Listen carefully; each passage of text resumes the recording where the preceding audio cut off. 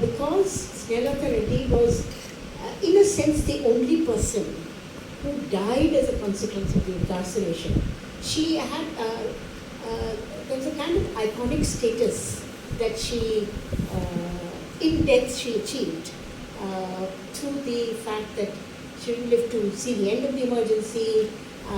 It was such an unfair thing that happened to her and so on. And because I think of the fact that there was this Bangalore connection that I had with her, whatever it is, I didn't know her at all, I never met her. But she was part of the Bangalore history.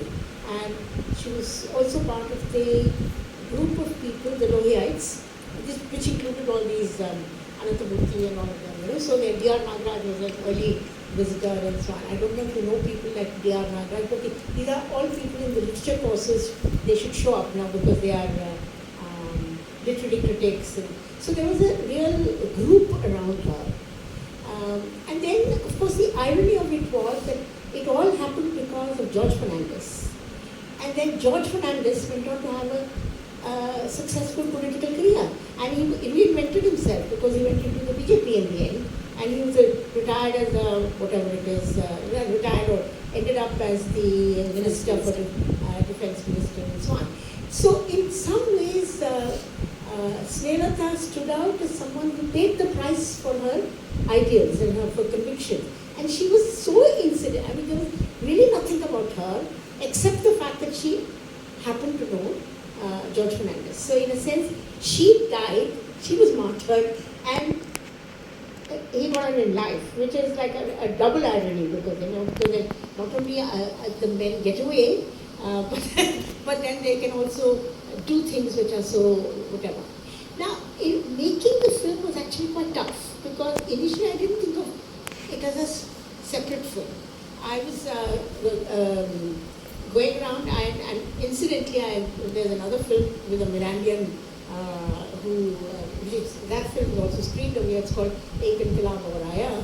That film, that teacher was, the protagonist over there, Khatija Ansari, had taught in Miranda House.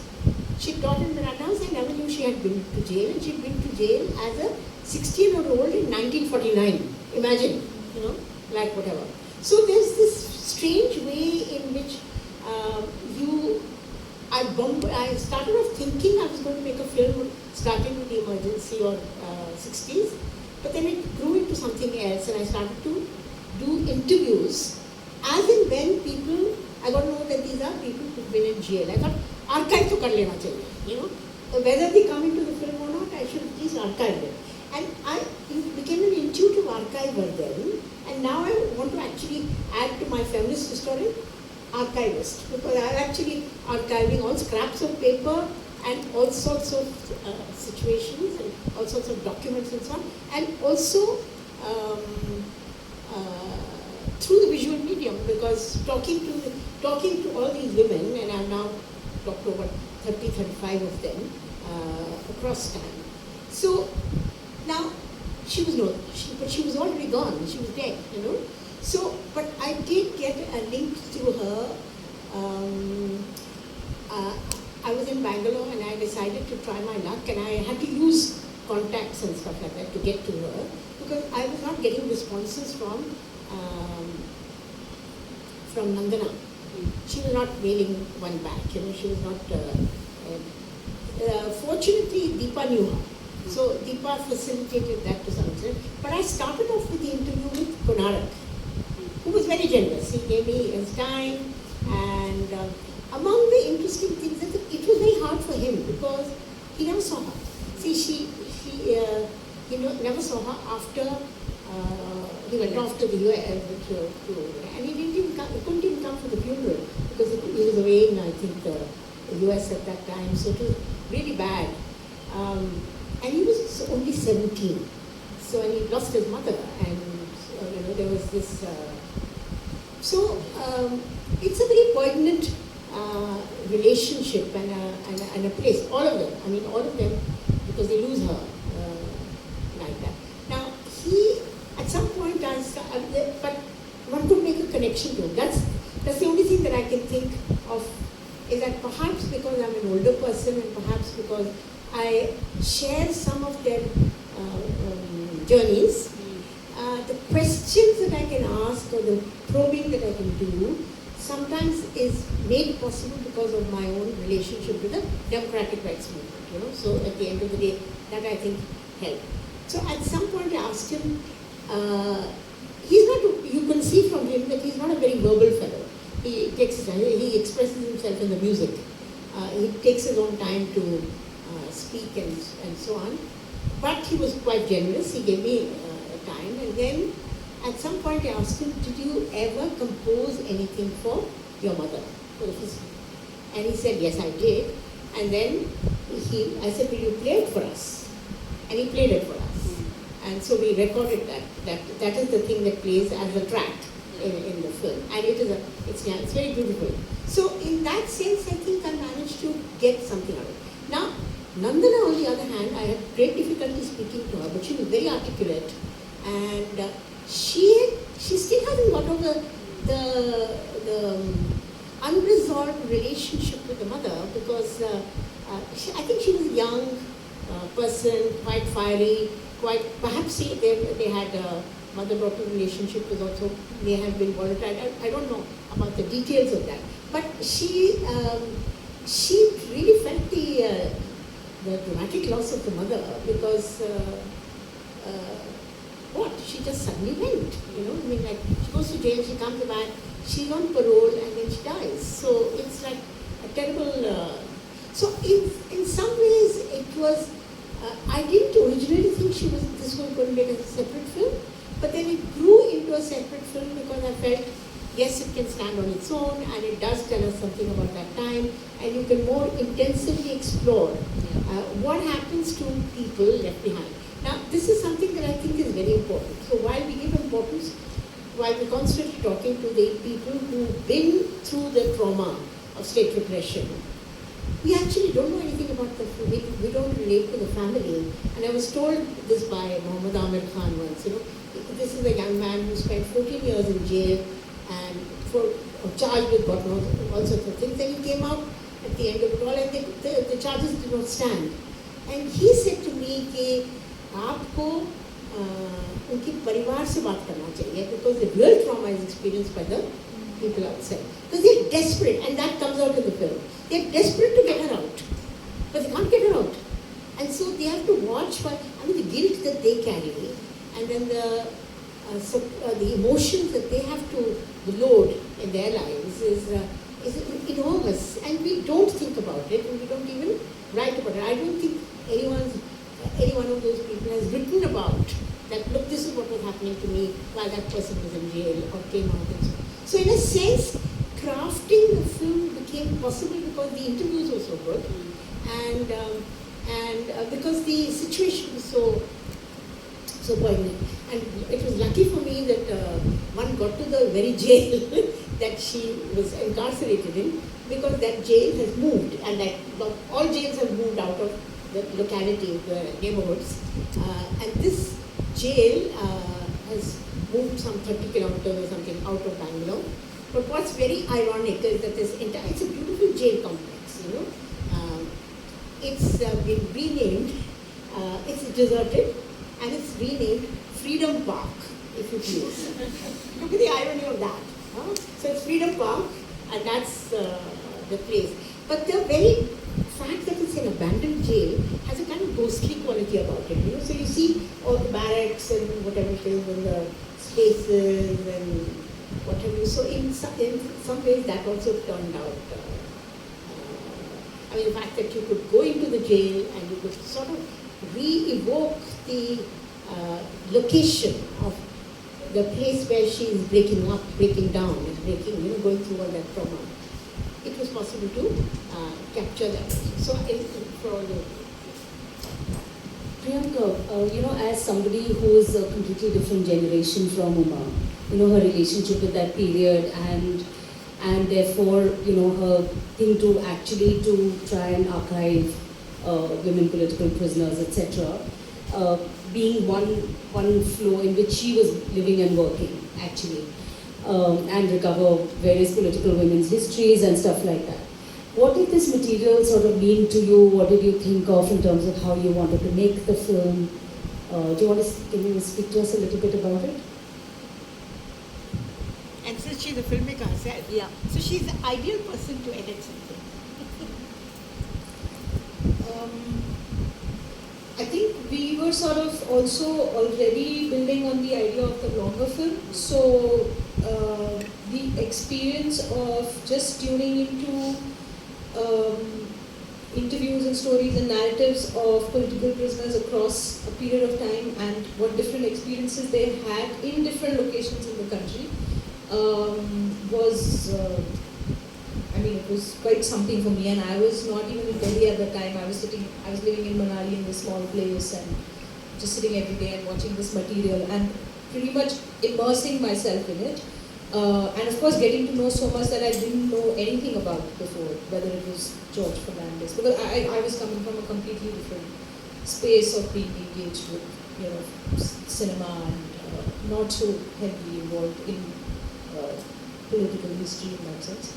But when we decided that this was going to be a film around Snehlata Reddy, one of the things that I was conscious of is that we are speaking about somebody who's not there, so we are also constructing an absence. We are also evoking absence in its different textures, and I think being sensitive to the emotional journey that was articulated within the interviews was something that one kind of held on to and figured that is something that we are also trying to communicate, apart from the factual information which comes in the titles or in the text that is on screen. So that, and also like Uma is saying, this whole process of archiving that she has, the diary itself and other stuff also then became material to construct this narrative. And the relationship that she has with her son and the music and that kind of persona of Snehlata that is reflected in the way people were talking about her was also something that we wanted to capture, because that is also then what moves you when she's expressing herself of the kind of confinement and repression that is happening in jail, where she's not able to engage with other prisoners, where she's not able to go across. And so somebody who is an actor, who's involved and in touch with people in such a passionate way, is then completely arbitrarily put in this moment, which something she jumps into, which is what Konark says, that they picked us up and then she said that you don't need to take them and you just take me. So it's something that a decision that kind of stretches in this particular kind of way, but all of that is also simultaneously tethered to political events that are happening, to the fact that Nandana they were as young people part of the underground movement. So there is a way that I kind of got caught up in all this material, and it's also the way that Uma kind of narrativizes it, that you just get completely caught up in that story and you are part of its different turns, and you are for the lack of a better word, part of its emotional drama and its high points. And so that was definitely something that was guiding me through it. And then along with all the other interviews which are part of the other film, it was really just like a deep dive into women's experiences in prison, because so much of it comes out in the other interviews, and what it meant when they had a community, when they had people they knew and who were going through similar experiences and she does not, and how that makes a difference to how she eventually takes it. So yeah, that was nice. No, that's lovely. That's a lovely description. I see that since people, thank you very much actually. Since you all are getting a little rested, I'm going to open this up now to all of you for questions, comments, feedback, queries, anything. Disagreements, all welcome. Yeah. Run down because we can't hear you. I have two questions. Wonderful. Thank you. First is for Dr. Chakravarti. As a feminist historian, what recommendations or insights would you offer for addressing the historical gaps in documenting the experiences of women in political resistance and incarceration? Second is for Priyanka ma'am. As an editor, how do you balance the responsibility of storytelling with the ethical considerations when working on a documentary about a real person's life and their day-to-day struggles? Thank you. There we go. Good questions both. Yeah, very good. So, remind me what she said. As a feminist historian about dealing with gaps in history. Yeah.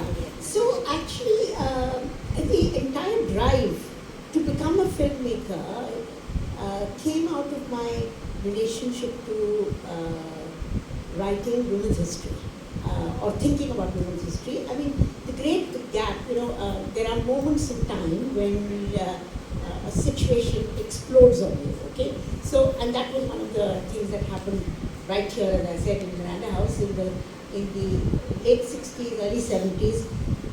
Miranda House is the seat actually of a lot of interrogation around women's issues and questions and stuff like that. So it was a very vibrant space.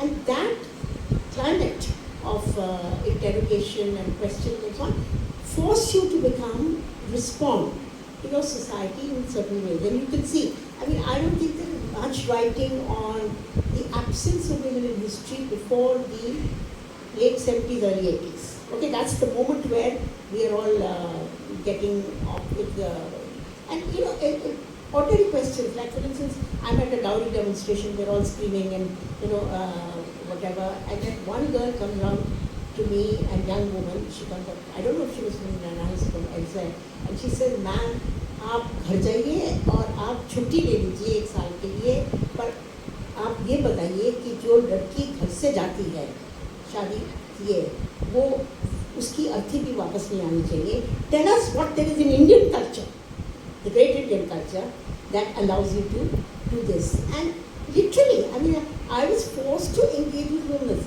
history because people were asking those questions, at the end of the day, I can't sit over there and say, I'm going to write on king somebody or the other, at the end of the day, what rubbish. So that's how it all began. And then over the years, I wrote and I always brought gender into it. But I still haven't made any moves towards the turn to filmmaking really came because I unexpectedly encountered a archive. Again, the archive is very important. So I discover a diary through a friend of mine who's the granddaughter of the person who wrote the diary. And then it's very interesting, the diary itself is this is paper for a historian. I don't know how many of you are going to be historians or whatever, because I think the one historian who was here has gone off, if I'm not mistaken. She's Kalyani is there. She's there. But the charge that paper gives you, you can't write without the archive. The archive is usually dusty and dirty and whatever it is, and sitting in some moldy library. But actually the archive is living and it's all over the place. And you don't realize because we don't actually regard bits of paper or any other objects that might find its way to whatever. So I discovered this archive and then I find odd bits of, and I said, is the trunk there? I asked somebody, the granddaughter, I said, is that trunk there? She said, yeah. The trunk is there with all its holdings. So here's this woman who does nothing but read and absorb and write notes and writes a fragmented diary, but keeps every scrap of paper with her. So the archive is actually, we don't think of the archive like that. She's got a piece of, she had the most moving thing for me in that trunk then was a receipt, a torn, tatty receipt for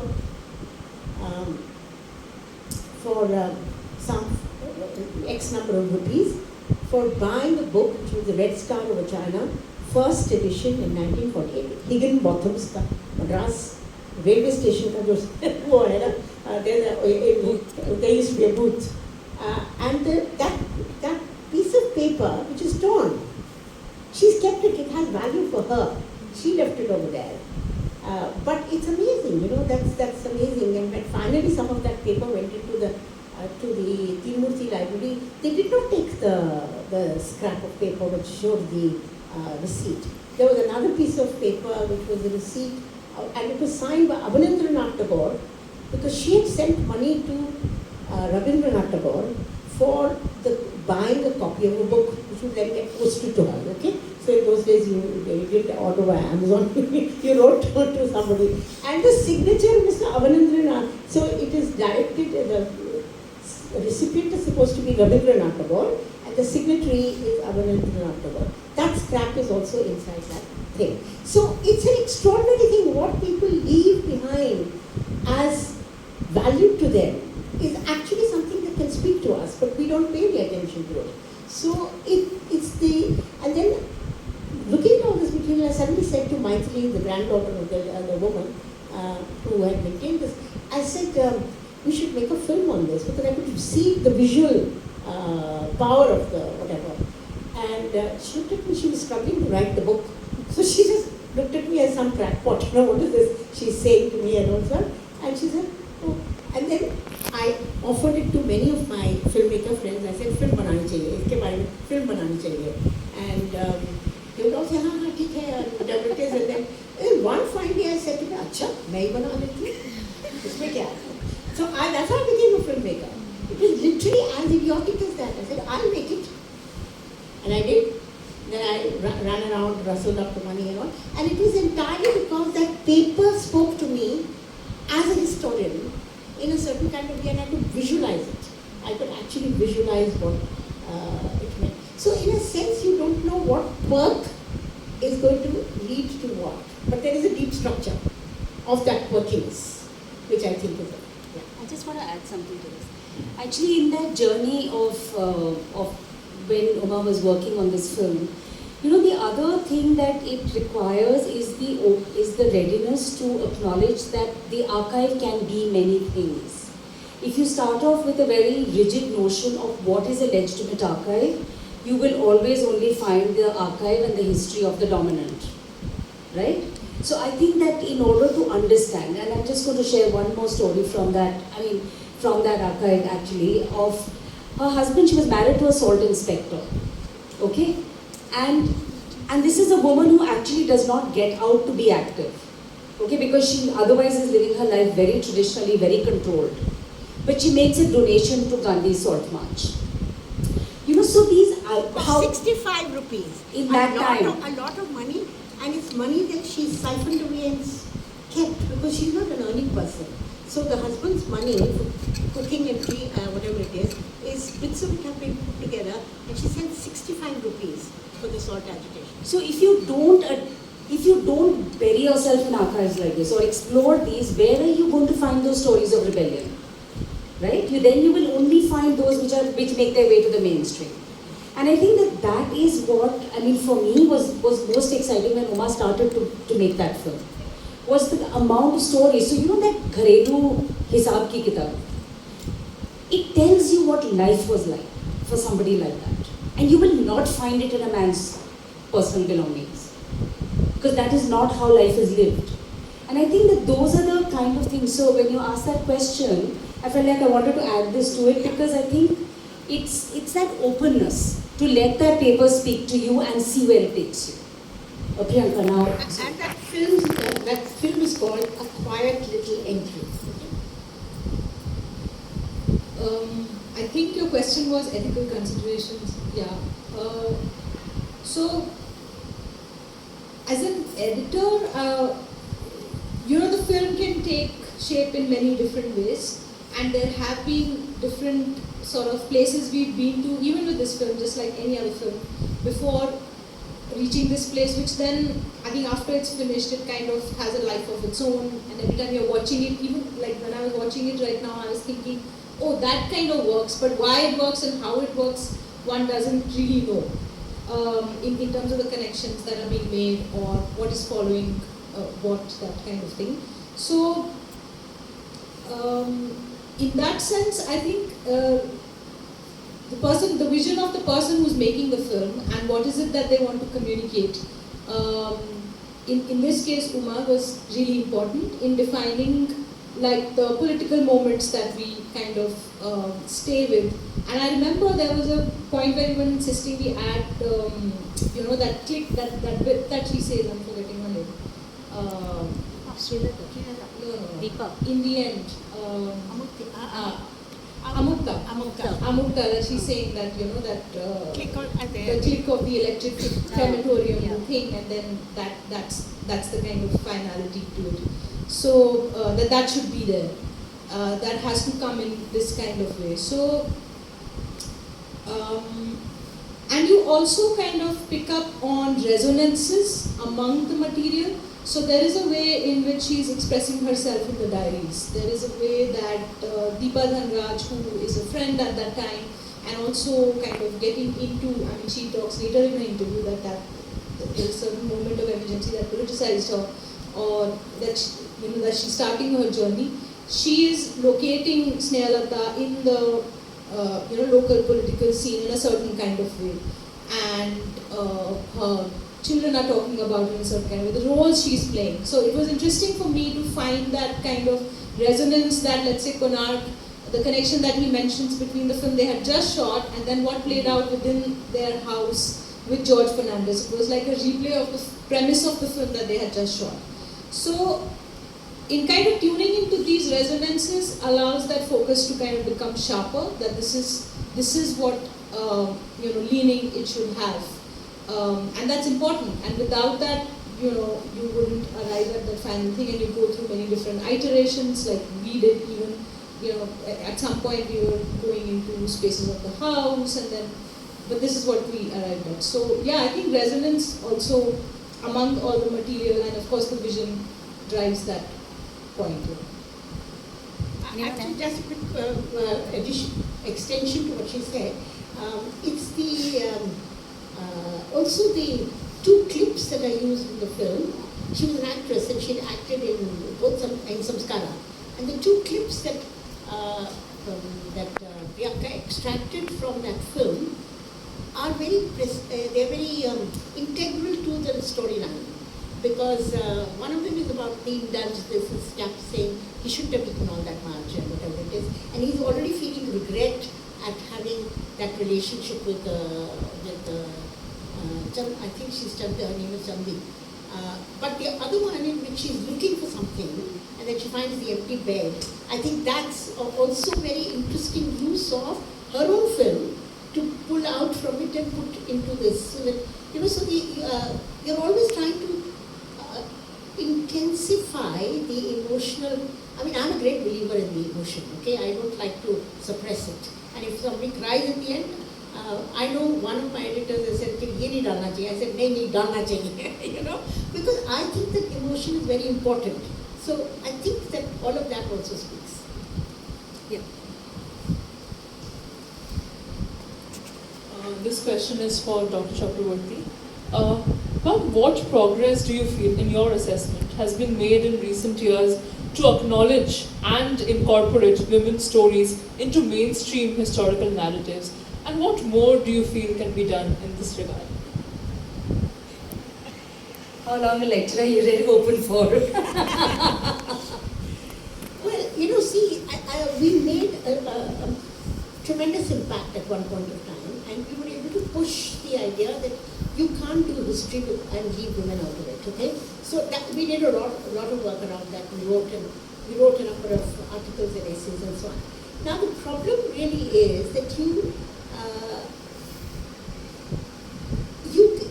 really found a space for women's history, and publishers are picking up, feminist titles and stuff like that. So it's become what's called fashionable and marketable and trendy to include women, and then especially certain kinds of stuff is particularly social media. In various places, visibility is not such a serious problem. And I remember one historian who doesn't work on either saying to me, if you're a tree or a woman, you'll get published. Now, this is because environmental history suddenly made the headlines and people were buying. It's really stupid because history... And men were getting insecure. Well, never mind if they were... there was something about you can't actually, nobody understands that history is about an expansive terrain, not about a narrow terrain of some silly fellow sitting on top of the. You look at the damn newspaper in the morning. The first line is always some idiot, holding forth, some male idiot holding forth. He's the only one who makes it to the newspaper. So at the end of the day, we made an impact, but we also haven't transformed the terrain completely. And so I'll tell you, the one book that I wrote, which is like a biography, an alternative biography of a person, and this is of Pandita Ramabai, which I worked damn hard on. I mean, I really worked so hard on it, I can't tell you. It was not reviewed by a single male historian, a single mainstream historian, not one. Kisi ne nahi likha. So at the end of the day, you are writing and then putting it into a dabba, zanana dabba. So what is this nonsense? I'm writing social history, excuse me. I'm not writing zanana dabba. And zananas are part of the main dabba in any case, So it is very frustrating and irritating. We found space, but it's a niche space. And I'm not sure that works. See, it's all right if you're, maybe it works out as far as writing literature. So it's an awful thing to reflect back. See, everyone who's incarcerated is having a damn bad time. And the men are having a very bad time. And there's a gender dimension to whatever is happening to them, because they all have families behind it. It's a terrible situation, absolutely. But at some point I said they will go off and write their memoirs later on, or they will have somebody, even now they will have somebody who will be able to speak for them. The women get left out and their experiences get left out. And so I chose to consciously make, I sometimes feel bad about it, but I chose to make films about women in prison rather than everyone in prison. And in my democratic rights work, I'll be with everyone, okay? And I'll possibly be in trouble because of the men, not so much because of the women. I mean, because when the cops turn up, they'll turn up for general reasons. So at the end of the day, I think that it's important for us to be lecturing. But still, my heart is in making the films about the women, because their stories don't reach in the way that they should. That's all. It's a bit unfair, but still. Are there any other questions come?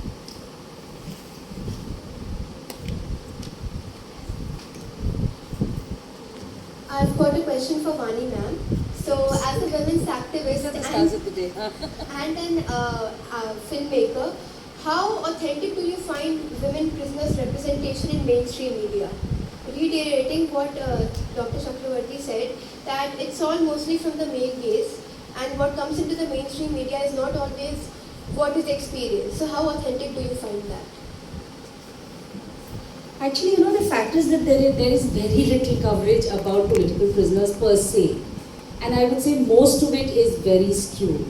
And आज के ज़माने में सबको, we all know the state of the media. So, so the question is that every political prisoner now is like at that time if Indira Gandhi was evoking anarchy, now they're evoking urban nationalism or whatever it is, and anti-nationalism in ways that are making everybody look terrible. Like everybody is like some traitor who is like, out to kill people, and no less than Prime Minister downwards, and so that's the kind of coverage. So I think that there's a problem overall. There's a lack of understanding in terms of what is the work that people have done, and what do they stand for, and why would they be picked up? Why would they be targeted? There's a sort of clubbing, right? And because of the pace at which people are being picked up, it's actually impossible to keep separating and sort of registering each of them. I do, however, I'm with Uma in saying that some of the men, even in the campaigns that are built of solidarity, tend to get built up more as heroes. I think the women don't get pitched like that. And some of it is solidarity work that we all are doing, people like us are doing. But we're still reluctant to do it. I mean, we're reluctant to have a feminist god and a singular icon, and I think that sort of shows in terms of not wanting to have a very simple representation. I think that the most the strongest aspect of women's coverage is actually their absence. Like today, how do you write someone like Gulfisha Fatima, who's 24 years old when she's picked up from Selampur for being part of the CAA protest? How do you write her into today's history? She's an MBA student. She was somebody who believes in equal rights, in justice, and was mobilizing. And she has been in jail now close on 4 years. How do you write her back into this moment? You know, so sporadically there's a little bit of a campaign work, but it's impossible. So there is no mainstream coverage. Occasionally there'll be a story about how her father misses her and how sad they are. So it's like hamari beti bichari chali gayi types. You know, it's pretty much the way. I'm sorry, I'm going to take a terrible example, but like the way a dowry victim's family would be represented. It's an pathos without any question of the structural questions of why this happens, right?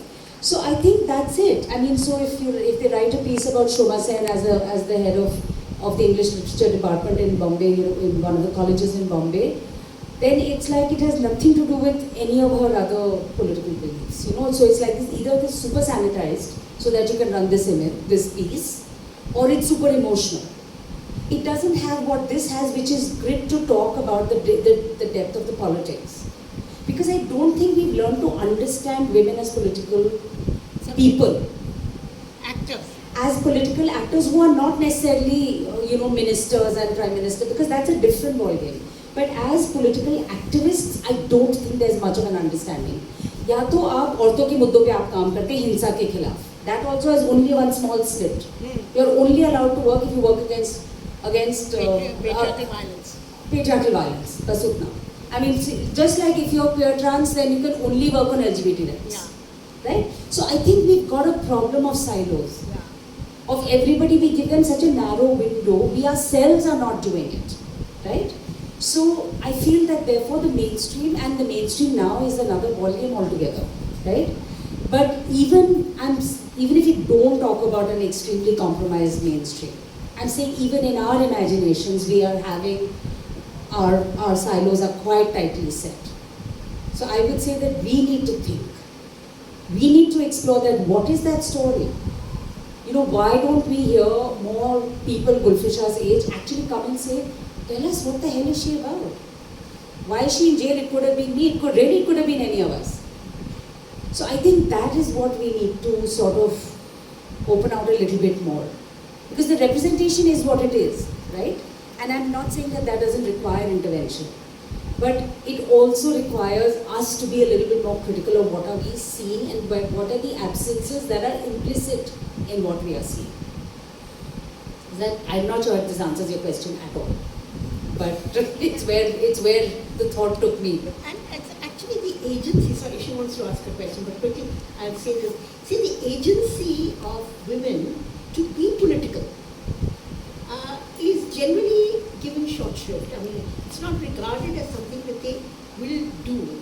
I mean, and the spectrum is huge, starting off from the participation in a citizens' protest to other activities that you may have done in which you do believe in the prospects of change and modes by which you bring that change, and you're involved in movements of a certain kind. Now, that there's a whole range of those possibilities.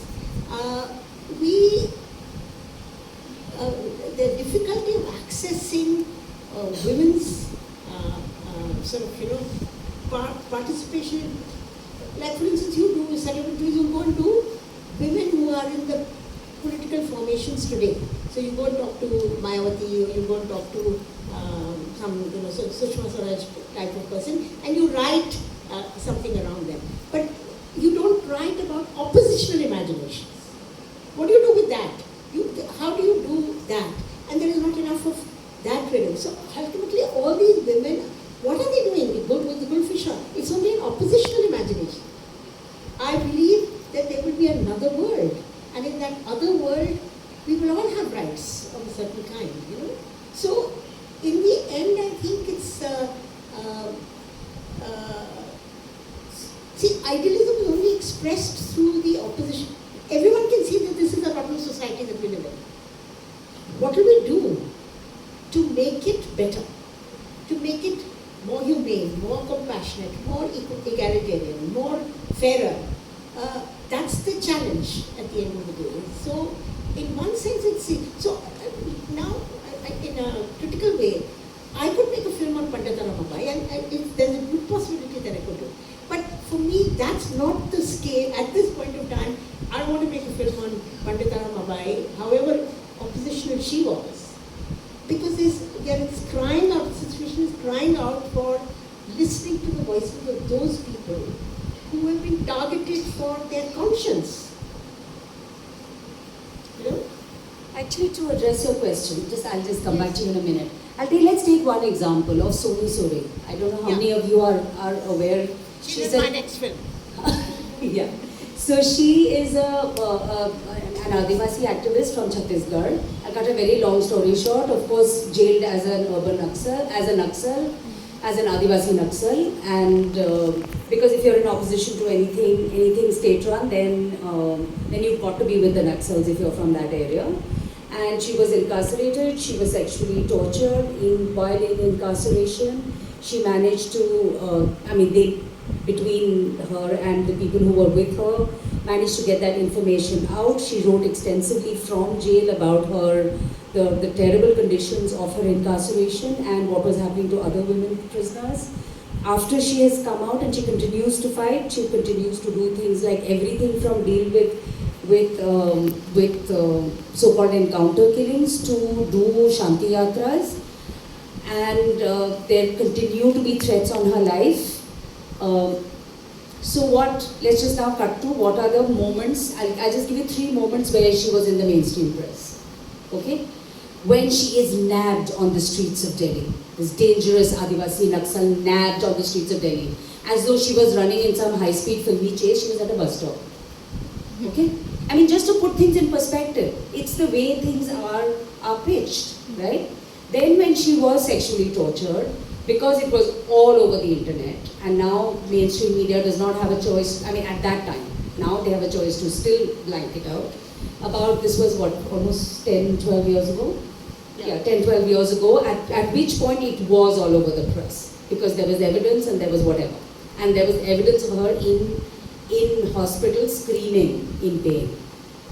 So that made it to the press. And then one of the attempts on her life, and there have been multiple, I hate to tell you this, was that they actually rubbed some very toxic chemicals on her body, on her face, right? So she had this completely charred black face, and she had to be airlifted to Delhi. That was the 3rd time she got mainstream coverage. So I think that there is a way in which if you can pitch that woman as the victim, because now that is the mainstream space of women. Her agency, us piece mein there'll be something about what she says and what she believes in. But that's the problem with mainstream. So if you're not victim enough, it's like if you're a rape survivor, and if you're not a good woman who's a rape survivor, you will not get press, you will not get coverage. It is precisely that phenomenon that extends itself to political activists, right? And in that opposition to what's around, it doesn't serve to really be good women. Because that good women has been constructed to keep us elsewhere, right? So this is more or less a general question and more or less on the same lines as the previous question. So how do you track the women's rights movement and the democratic movements post-emergency, and how do you place the emergency in the current political scenario? More or less a comparative analysis. Yes, together. Let's take all 3. There is one more there. One here. And one there. Come down. So let's just do a cluster of questions and maybe address them together. Yes, ma'am. I just wanted to ask, there's this quote, I can't remember it, that we live in interesting, we're cursed to live in interesting times. And we're history students, and we live in panic every day. Because we're like, oh my god, we're studying something that they're actively trying to demolish in front of us. But yet, the problem is, it often feels like when you hear stories about this, it feels like they're cautionary tales, right? कि not only कि तुम अपनी ज़िंदगी दे दोगे इस movement के लिए, movement तुम्हें भूल जाएगा. They won't write about you, they won't talk about you. You'll die in a prison alone, and it will probably be discussed in a auditorium by about 30-40 people, वो भी discussion खत्म होते थे 10-15 लोग बचेंगे. So I don't know, because the times, right, that we're watching are so reflective of the times that we're living in, that it seems like these women have already gone the path that we are tempted to walk on, but they told us how that story ends. So how do you feel optimistic? How do you navigate that kind of world? Just pass it on. There's a query and there's a question there. Anyone else? Okay. Firstly, I would like to say that it was very beautifully curated and I really enjoyed it. With that said, I wanted to get back to Dr. Chakravarti, to how you previously mentioned about how Ms. Sneha had to pay the price of George Fernandez's doings, in a way. I feel that such instances have created a popular sentiment among our generation about politics and activism being dirty. So I'd like for you to comment on how should our generation take these instances, and how as filmmakers on your part can you ensure that the intended impact is felt by the audience and rather not used as a medium to move away from activism and politics? Do you want to come in with your... This is a question for Dr. Chakravarti. Listen, stop this Dr. Chakravarti. Nobody in the world calls me Dr. Chakravarti. If you have called me anything, you Did any instances while carrying out archival work about female political prisoners where you faced some form of patriarchal opposition from the families involved or the custodians of these histories of these female political prisoners? Just remind us about your question. Yeah, see, both the women's movement is sort of built basically beginning embryonic before the emergency, and then full scale it comes on, in the post-emergency period. Actually, the expansion of the women's movement. The women's question was already there in the early 70s, and so on. So that was already there, but it picked up momentum. The democratic rights movement of the kind that we now see around us is actually catapulted into place in a dramatic way by the emergency and by the wrongs of the emergency. So in the longer film, even in this, I'm not sure, there's no reference to Karthunde, Bhargav Commission and so on.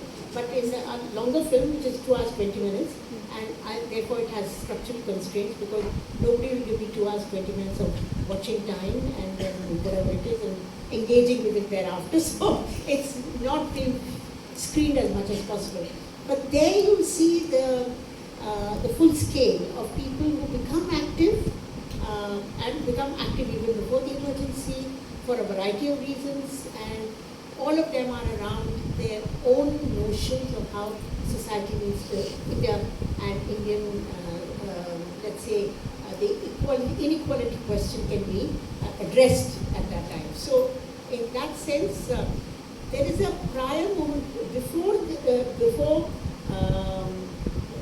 70s and onwards. There's already, it's bubbling with questions and with issues and contradictions and so on. And so, but then it's picked up, and then the civil rights movement, the democratic rights movement really crystallizes out of that. Now, both those movements have proceeded and have been fairly successful in raising questions, being conscience keepers of the nation, asking, doing fact-finding, doing large numbers of things. It has, in recent times, taken a big hit because the situation is so what's it called, compromised, that it's now difficult to actually have the kind of large, even, I mean, look at that Jantar Mantar, at the end of the day. A famous historian, Ramchandra Guha, once said, we have 50-50 democracy. And I went to a demonstration which had been pulled off from wherever it was, and it had landed up it pulled out in front of Chhatrapati Bhavan, and it landed up in Jantar Mantar, and I was fuming, and I said, 50-50 democracy? We have 50 square feet of democracy, and it's all in Jantar Mantar. Now it's not even there in Jantar Mantar, because they will lift you off from there also. So the hit has been huge. Public connection and resistance, modes of resistance, peaceful, absolute peace, are being made so difficult at the end of the day. So it has taken and that's happened to some extent even to the women's movement. Because how far can we go on actually doing the kinds of things that we are? Because it's like the assault on us is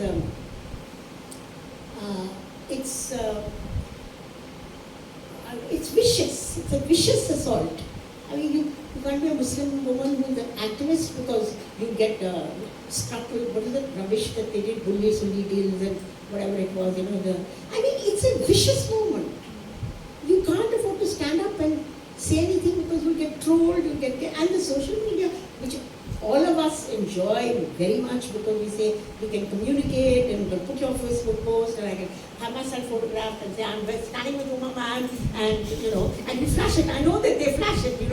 All my students come and have them for. But the fact of the matter is that's going along. That liberation is also going along with what the social media is doing to you, which is to kill you, finish you off. Unless you have such a strong gut that you can stand up to it. So it's in all of those ways, I think it's going through its own cycle of whatever it is. All we can do is to stay alive and stay with our conscience and work towards a better world. And that can only come if we can all join. I'm तो बूढ़ी हो गई, पर तुम लोग की generation जो है ना, तुमको जीना पड़ेगा ये जिंदगी. You will have to live in this kind of world. I will only die in depression, but you will have to live in depression. Damn it, तो करो कुछ ना कुछ तुम्हारे ऊपर आता है. No, I actually want to say something. A few days ago, last weekend, there was a meeting of a forum that's coming together, a feminist forum that's coming together under, sort of affiliated to the National Alliance of People's Movements. So Gabriel was there. Yeah. Gabriel Dietrich. She's like, she's 80 plus like Uma, and apparently there was a lot of there was a lot of energy for having met. There was also a lot of despondency for the moment, and apparently Gabriel told everyone, "Abhi koi hara nahi hai. Abhi वो चुप करा रहे हैं तो आप हारे नहीं हैं. जिस दिन आप अपने आप को चुप कराओगे, उस दिन आप हारोगे." बढ़िया. मैंने नहीं बोला, मैं communicate, I'm just a message, and I thought it was just that's why I actually am sharing it, because friends came back from there saying, people are talking about new energy, new ideas, new kinds of subversion, because this movement is going to require a new political imagination. I don't think it's going to be the kind of activism that Uma's generation did or our generation did or anyone. I think it's going to have to take some other kind of new alliances, new imaginations of, in a globalized world, how do you work, as opposed to the kind of nationalized kind of moment in which a lot of these movements were happening. I think the contours of a lot of things have changed, right? Markets have changed, governments have changed. The kind of alliances you're watching today are just super scary. And I agree with you. I think cautionary tales is a good way to put it. But I think it's also to maybe draw from, I'm trying to see what is it that still holds us up a little bit. Okay, because we're all struggling. To be honest, when I came in, Dika and I were talking about how we're all struggling and how it is a very difficult moment. And to be young and have it so difficult, because when I was young, we just thought we had to keep at it and it would happen, right? We knew that they were going to be terrible and they were going to be resistant, but we thought, larte rahenge yaar, ho hi jayega kuch. There was some sort of faith, which I can see that today you can't be blind enough to just say, haan, ho jayega. But I think the point is to say, to tune in. What I really enjoyed this time around when I saw it, because some of the emotional part of it I could distance myself from a little bit, was to actually think of her negotiations with, let's say, George. Like, how do you continue a peace politics? To what extent? Like, why is that letter somebody's written so important? Yeah. Why is that an act of violence to say that you will do a letter, a missive from somebody to somebody will not reach, and that is worth a political debate over? For me, that was actually what I took from the film today. Yeah, sure. This reminder that we need to get down to what do our politics mean. Because let's face it, the end of any political fight has never been clear. Right? Nobody set out कि 1947 में independence मिली जाएगी India को. कोई clarity नहीं थी उसकी. So I think in that sense, these are going to always be uncharted territories, and we are not going to find a template from before. You know, the 70s activism was different from the 80s, was different from the 90s. It was different from the 2000s. I think 2023, we have to think of this differently. Maybe part of the problem is that we are still thinking in the 20s what we were thinking in the 80s or doing in the 90s. So I'm saying that maybe that optimism has to come actually from thinking things through a little bit more. And saying what are the points of engagement that have not been engaged with, and not this perspective of acha tumne nahi kiya, so old feminists cancelled, old democratic rights cancelled, you know, not from that perspective, but saying okay, what are the gaps, what are the new alliances that can be made, because let's face it, there are so many more groups of people in their identities being able to confront us and say these are the oppressions you did not deal with. So some of it is also the problems and the limitations of the movements that have happened before. I'm not saying therefore to trash them, I'm as much part of it. But some amount of self-criticality will not hurt us, right? So today you have people with sometimes seemingly contradictory interests or whatever, but with shared oppressions, and that is how you build, is to understand those things. You know, be bandy about terms like intersectionality and all that, but actually, what does it mean? How do we understand how caste and race, you know, discriminations are deeply connected? Why in California did that caste bill actually not finally go through? I mean, these are things to think about. Why in the first place was the bill actually being mooted in California? At all. Right? I mean, that is a sign of change. It doesn't matter that the bill didn't go through, actually, to me. In Durban, I remember when this whole caste race equality, you know, basically saying that these are discriminations based on birth when it happened. And I remember when the Indian delegation came back, even activists, it was so fraught. People were so unhappy with each other, saying, oh my God, these activists, they were so aggressive, and you know, basically also saying कि हमारी थोड़ी सी हमारी इज्जत थोड़ी सी घट गई कि हमारे activists इतने गुस्सा थे. So activists were also policing each other. Whereas today it's marked as the moment of recognition globally of saying that caste and race are basis of discrimination by birth, on the basis of birth, right? It seems organic today, but it was a shitty moment then. So sometimes something good will come out of moments like that also. So I think we have to brave some of that shit, you know, because otherwise it's not going to happen. You know, we know this at home. सब प्यार से नहीं होता यार. You don't get your way always by being able to charm your way out. You gotta have that fight. So I think this is, and to say that some of these moments actually, they, in retrospect, they mean something else. And this brings me back to what I said before the film. You know that in revisiting these historical moments, we realize where they brought us, which may not have been self-evident in that moment. And I think that for me is the only hope of going back and forth. You know, I'm a documentary filmmaker, but I hate making things when things are happening. Like, I will not make a film on death penalty while people are being harmed. I cannot do it. I'm just incapable. Physically also I'm incapable, it's not my temperament. But I feel that to go back to it some 10 years later. So I actually made the film 8 years after I wanted to make the film. And that is the kind of minimal time period I need to be able to apply some mind to it. Do some analysis, be able to revisit some questions. And I think that's what Uma's film on political prisoners does. And if we look at the longer trajectory of that work, it's of different political moments in which people, which is why a Sony story will figure.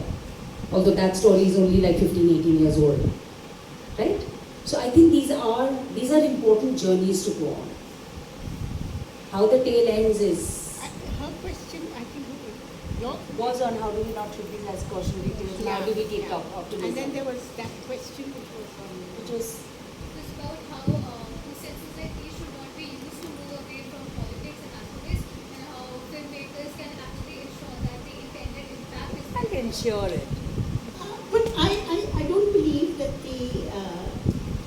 the fact that George Fernandez made it, whereas Snehlata Reddy passed away, this is not to cut from the fact that at the time of the emergency, when George Fernandez was doing what he was not the tainted figure he became much later, okay? That's the kind of history of Ana Jana that people do, no? I mean, there's what is the politics of Ayaram, Gayaram?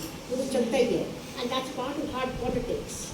And but there are many people, men and women, who are not part of that hard politics, and they've stayed with the oppositional imagination, as I put it, at the end of the day. So, what is I would not use that particular, let's say, a thread in the film to put out to sort of let us feel that look, it was a betrayal. It was a betrayal at the national level. It was a betrayal at the state level. It was a betrayal, big betrayal at the judiciary's level. The emergency was known as no dalil, no appeal, no vakil. Kuch nahi tha. There was absolutely nothing. You went into jail, you started over there, and you came out. Okay? And you came out, why? Because then that general elections, it was made a condition. That's very important for us to remember. When in 1977, when the election was held, young people like you all went around and said, in Bengal, they made everyone stand up over there and promise to say, what are you going to do for political prisoners? And they all had to say general amnesty for political prisoners. So 77 was also unique because it showed us that moment. It has never happened in history, before and after. That general amnesty was part of the politics of that moment. So in a sense, all of this has to be used to reshape the politics of the moment. So I will not treat, I have no doubt that I was irritated with George Fernandez, much more for the fact that he sat in the parliament, by that maybe people said that he had a fall and zara dimag thoda sa. I'm being generous. No. He did the most amazing, the worst thing that he did is not this, become whatever. He, on the floor of the House when 2002 happened and there was that terrible sexual violence against women, this man, because by then he was sitting in the opposite formation, he was with, and he was minister or whatever it is, he said, what's new about women's rapes in conflict situations? And it's always happened. I mean, he was rationalizing violence. That's what's wrong. I mean, that was the real picture. That is a man for whom everyone had fought. His image of himself in chains like that is iconic. It's an iconic image. And then he turns around and he does a 180-degree turn and talks this kind of stuff. All I can say to the charity is that yes, maybe he hit his head and his demand got trimmed. What can I say? But I won't use this as... And also I think it depends upon who a film is made on, right? One is you can't as a filmmaker, and I think maybe Priyanka you want to come in on this, whether, because you can never predetermine exactly what my intent may also be complicated, but it may not have that impact on you. Spectatorship is a very complicated thing because where you're coming from and where you're coming from and where you're coming from will be different. And therefore how you sort of... So there's no way as a filmmaker you can ensure that this is the book because that is dictatorship. You cannot do it, right? So I think that we have to do what we have to do. You have to receive it as you receive it. And today you're seeing a film in which this happens. Tomorrow you'll see another film in which will end differently for another political prisoner that Uma may have interviewed. Sony is still fighting on the streets. She is not sitting and crying victim. Usko kuch bhi pucho, any challenge comes, she'll say, ye Arya Par ki ladai hai. Because that's it, there is no midway for her, right? So I think there are many lessons. So I think that there's no one tale. Adichya has this wonderful, Chimamanda Adichya has this fabulous talk. If you guys have not heard it, please do. It's a TED talk called, I think it's called The Dangers of the Single Story, right? And it is an amazing talk about why the single narrative is complicated. And I think in these times, it is really just a lesson for these times. About why these singular narratives, what they suppress, and she talks about her own conditioning and this seeking the single narrative and its dangers. I mean, I've just been thinking about also what my own experience was in sort of looking at these stories and the ones in the other film. was, because I was not aware of it in that kind of detail, yet I was able to connect to it because of the emotional scape of idealism. Like what does this imagination involve, and who are the people who have this imagination? And I realized that they are actually all kinds of people. Like Jean, for example, who was a teacher, and she teaches piano, and she's also an actor in, what is that, Four More Shots, in one of those episodes. I realized after we had finished the film, based out of Goa. But such firm conviction, and then she goes into jail, and they are sort of telling her that we are going to, if you don't tell us about whatever the police, whatever we are asking, we are going to do bad things to your children and all. She said, you kill them if you want. So no, the punchline is, that's terrific. She said, okay, take them, kill them if you like. I don't want them to live in times like yours. I mean, she's actually so militant back. What is the point of living in times like yours? तुमने हमको दबा दिया, कर लो कुछ भी करना है. But then Don't that's allow also me. not that. I mean, if I take it on face value, I'm thinking that, oh, is this what she's saying?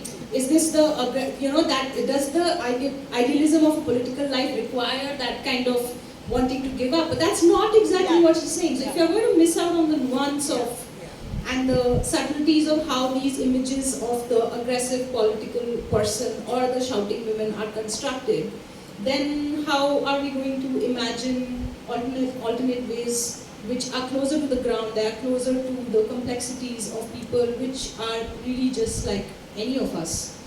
And also this thing of, what you were saying, this kind of panic or the reflection on times which are happening, as they are happening, almost seems to kind of this acceleration in terms of, I think there's also this, perhaps we should not allow that to determine and deny ourselves our own imagination in a way that kind of then closes in on ourselves. Because like what Vani said earlier, that would be silencing your own self, and then that just kind of also takes away the journey of what we never know is going to happen. Like you don't know what's going to happen tomorrow. And the agency of the work you might want to put in, or the way you might want to imagine it. So that kind of denial is actually worse than what might come from outside. And I also feel, I mean, just generally, since you were talking about stuff, I was thinking of the Barbie film, and I don't know what the general opinion on the film is. But I think this idea of trending and fashionable and politics, and I was also watching some episodes of Sex Education recently, the new season, and this kind of co-opting, this kind of talking in a similar language, which doesn't feel the same way, but the signifiers are the same. That's already happening, and it's going to be kind of, the politics is going to take an in, and it's going to make you feel like everybody's represented, everything is fine, we're all kind of dealing with all the issues people might have, whether it's mental health and other stuff. But now that's a little more effort in trying to read that a bit more closely, but also putting in the work which is alternate to that.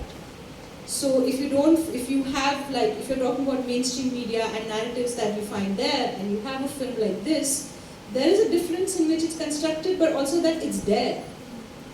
And I think for myself, because I'm, doing work much later, it's also I can do this work because other people have done the work before me. So if Uma wouldn't have made this film, or if Anupama wouldn't have edited the other film, maybe I wouldn't have had enough confidence in taking this up and taking this forward. So in that sense, it's not like a waste really. No, nothing is in a waste. Nothing is a waste. No, it can feel like that. No, it can feel depressing, but I don't think anything. And imagining a better world cannot be Ever wasted. ever wasted. What's the point of being alive if you can't imagine it to be a better place? I think that's the right note on which to close on. You wanted to say something. Can't hear. Can you guys hear it? Yeah. issue of resistance that has been coming up. You know, here also, like, life is so terrible. So what are the possibilities of resistance? And in her case also, I mean, in the report that's there, if you could talk a little more about that. In the report, in that publication, the Diaries, prison diaries.